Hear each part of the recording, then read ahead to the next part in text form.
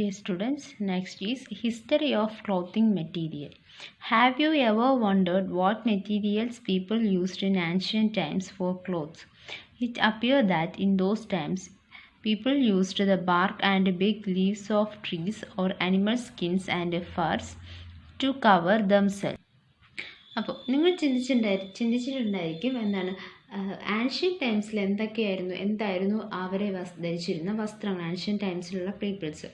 It appears that in those times people used the bark and big leaves of trees or animal skins and furs to cover themself. അവരെന്താണ് bark എന്ന് വെച്ചാൽ മരങ്ങളുടെ തൊലി, അതുപോലെ തന്നെ വലിയ മരങ്ങളുടെ ഇലകളും പിന്നെന്താണ് അനിമൽ സ്കിന്നും അനിമൽസിൻ്റെ രോമങ്ങളും ഒക്കെ ആയിരുന്നു ഇവരെന്ത് ചെയ്തിരുന്നത് വസ്ത്രത്തിന് പകരമായി ഉപയോഗിച്ചിരുന്നത്. After people began to settle in agricultural communities they learned to weave twigs and grass into mats and baskets. Vines, animals' fleece or hair were twisted together into long strands. അപ്പോൾ അവർ agriculture കൃഷി ചെയ്യാൻ തുടങ്ങിയതിന് ശേഷം അവരെന്ത് ചെയ്തു, ചുള്ളിക്കമ്പുകളും അതുപോലെ തന്നെ പുല്ലുകളും അതൊക്കെ കൊണ്ട് അവരെന്ത് ചെയ്തു, അതിനെ ഉപയോഗിച്ച് മാറ്റും ബാസ്ക്കറ്റ്സും ഒക്കെ ഉണ്ടാക്കാൻ തുടങ്ങി. പിന്നെന്താണ് വൈൻസ് അതായത് നമ്മുടെ മരത്തിൻ്റെ വള്ളികൾ, ആ വൈൻസും പിന്നെന്താണ് അനിമൽ ഫ്ലീസും മൃഗത്തിൻ്റെ ആ രോമങ്ങളും അതൊക്കെ ഉപയോഗിച്ച് അവരെന്ത് ചെയ്തു, ലോങ് സ്ട്രാൻഡ്സ് നീളം കൂടിയ നാരില അത് അവരെ ഒരുമിച്ച് വെച്ച് നാരിലകൾ പോലെ ഉണ്ടാക്കി. ഇതിനെയാണ് അവരെന്ത് ചെയ്തത്, these are woven into fabrics. ഇവയാണ് ഫാബ്രിക്സ് ആയിട്ട് ഉപയോഗിച്ചിരുന്നത്. The early Indians wore fabrics made out of cotton that grew in the regions near the river Ganga. Early Indians use ചെയ്തിരുന്ന ഫാബ്രിക്സ് കോട്ടൻ്റെതായിരുന്നു. അതെവിടെയാണ് കൾട്ടിവേറ്റ് ചെയ്തിരുന്നത്, ധാരാളമായി വളർന്നിരുന്നത് ഗംഗ റിവറിൻ്റെ റീജിയൻസിലായിരുന്നു.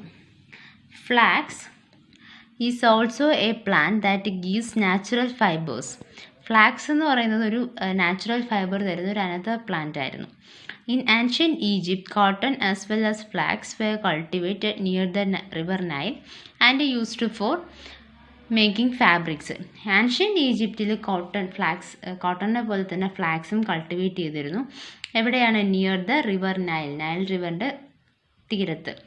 ദെൻ അവരതിനെ എന്തായിട്ട് യൂസ് ചെയ്തിരുന്നു, ഫാബ്രിക്സ് ആയിട്ട് യൂസ് ചെയ്തിരുന്നു.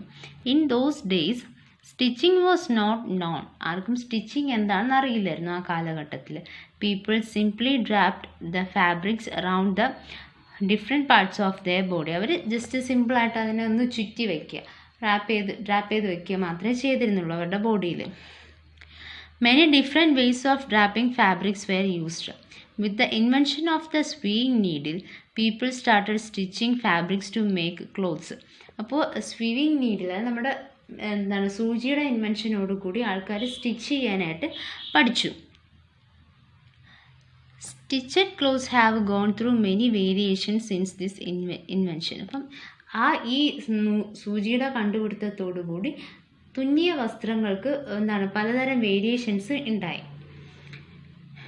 But it is not amazing that even today sari, dhoti, lungi or turban is used as an unstitched piece of fabrics. അപ്പോൾ അത് മറ്റൊരു ഇതെന്ന് വെച്ചാൽ എന്താണ്, നമ്മുടെ സാരി, അതുപോലെയുള്ള സാരി, ലുങ്കി, ധോത്തി, ടർബൻ ഇതൊക്കെ എന്താണ് നമ്മളിപ്പോഴും സ്റ്റിച്ച് ചെയ്യാതെയാണ് യൂസ് ചെയ്യുന്നത്.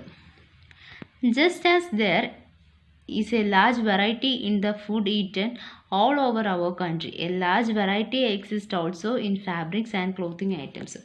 ഓരോ കൺട്രിയിലും ഡിഫറെൻറ്റ് ഫുഡ് ഐറ്റംസ് ആണ് അവർ കഴിക്കുന്നത്. അതുപോലെ തന്നെ ഓരോരുത്തരുടെ വസ്ത്രധാരണ രീതിയും ഡിഫറെൻ്റ് ആണ്.